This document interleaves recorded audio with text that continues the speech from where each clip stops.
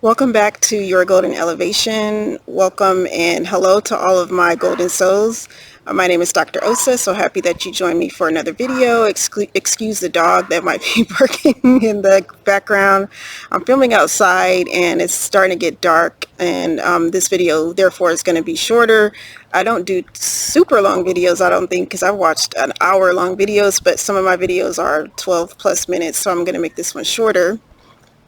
And this one is inspired by spring. The day that I'm filming this is March 20th, and it is officially the spring equinox for the northern hemisphere of the world, and which is the first official day of spring. And I'm really excited because spring is my second favorite season of the year. My first favorite is fall, but spring is close behind because it symbolizes renewal, it symbolizes abundance, it symbolizes change and prosperity. If you see the abundance of flowers, the abundance of trees and greenery everywhere, that is really something that I love. I love to go to botanical gardens. I have my own garden and land that I enjoy every spring, all throughout the year, but spring I think has a special meaning for me for those reasons. And so this video is about planting seeds of change for spring renewal. So that's the title. And the reason why I wanted to do this video is because spring is such an amazing time of the year to reflect on, there's a bird. Spring is an amazing time of the year to reflect on where we are right now and where we're going in the future. And one of the things that I like to do, especially around springtime, spring for me is like the beginning of the year. I know that January is like the beginning of the calendar year, and then you have the Chinese lunar year and other cultures that mark the new year in different ways. But for me, spring is the beginning of the new year because it's a mark of newness. It's a mark of things that have been seeded in the ground for a while and that are starting to bloom. You can even see buds on trees or on plants even in February where I live. And so it's really a time for me to mark newness, and it gives you a couple of months after the official new year where, you know, in January we're all kind of burned out from the holiday season a little bit, or we're just kind of adjusting to the new year and wrapping our minds around that. So March is a good time, in my opinion, to mark the new year, to reflect on maybe some of the lessons that we learned, and then what we're bringing forward into our future. And so when I think about seeds of change for spring renewal, I think about a little activity that I wanted to share with you all, and that is basically looking back on the last 6 to 12 months of your life. And I know a lot of videos or books you've read probably suggest this, but the unique spin that I am encouraging is to actually look back on your life and ask yourself 4 questions.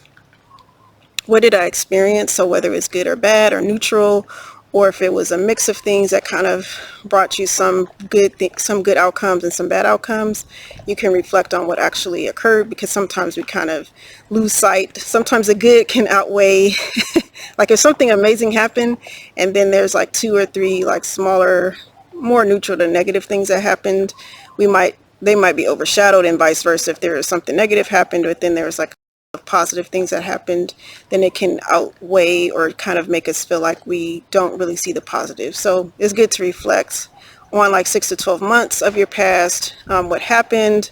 So that's the first question to ask yourself in your journal or computer, however you prefer to take notes or to learn about yourself and to reflect. And I'm sorry for the camera moving, I'm just trying to adjust. And then the second question to ask yourself is, what lessons or blessings did these experiences bring into my life? So whether it was a new job or a loss of a job, a new relationship, a loss of a relationship, a new opportunity, pursuing a new hobby, learning something new, what kind of fruit did it bear in your life? And that could be a lesson that you learned or a blessing that came in. And then the third question is, how can I leverage these lessons or blessings in this new chapter of life? So thinking about kind of carrying those over. So if you think of those lessons or blessings as seeds in the ground of your life, sprouting up brings forth something new. What can you take away from that to create a new chapter in your life? And then also the last question is, what should I discard? So what are some of the maybe negative feelings that I still have around this, or some of the limitations that I've accepted that no longer speak to my life, their expired beliefs, as I mentioned in a previous video? What are some things that I need to release? So just briefly to recap, what happens, good and bad or neutral or mixed, what lessons or blessings were, brought into my life as a result. The third one is, how can I leverage these lessons or blessings in this new chapter of life? And then the fourth is, what do I need to discard from these experiences?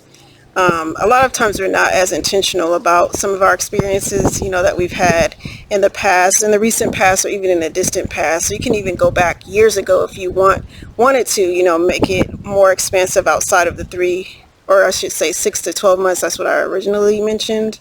But you can do as far back as you want, or even just focus on maybe even October through December, or October through February or early March, if that was like a really busy, and like transformative time in your life. So it's really up to you, and it kind of ties into a previous video that I did on dreams, to understand your dreams and to really leverage the lessons of your dreams. And so I feel like if you combine both of those approaches of reflecting on your waking life, like what you experienced over the last several months to a year, and what you've dreamt about over the last several months to a year, then you can combine those insights in order to create change in your life, to seed spring renewal. So I also want to mention again the Ascension Studio that I have, that is starting on March 31st. So that's in about a week and a half or so.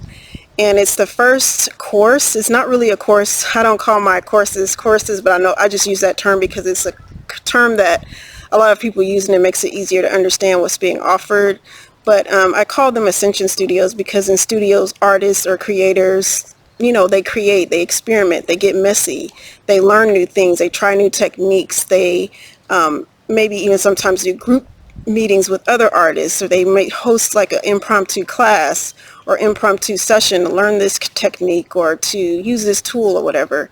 And I feel like that's what life is all about. It's about experimentation, it's about creativity, it's about having fun. So that's why I name my courses Ascension Studios. And of course the Ascension part is all about your personal golden elevation and ascending to new heights. And we're all here on earth. God put us here to ascend and to learn and to grow. So again, that is starting on March 31st, and it will go for 4 weeks. And in the description box below, I have a link where you can find out more about the course. And there is a special discount for my subscribers, either if you're subscribed to my YouTube channel or to my mailing list. So either one or both. Both is great. So I just want to thank you for joining me for this video. I wish you a wonderful spring of renewal, of vitality, of reflection, and of ascension. So in the meantime, definitely stay golden, stay elevated, and I'll see you soon.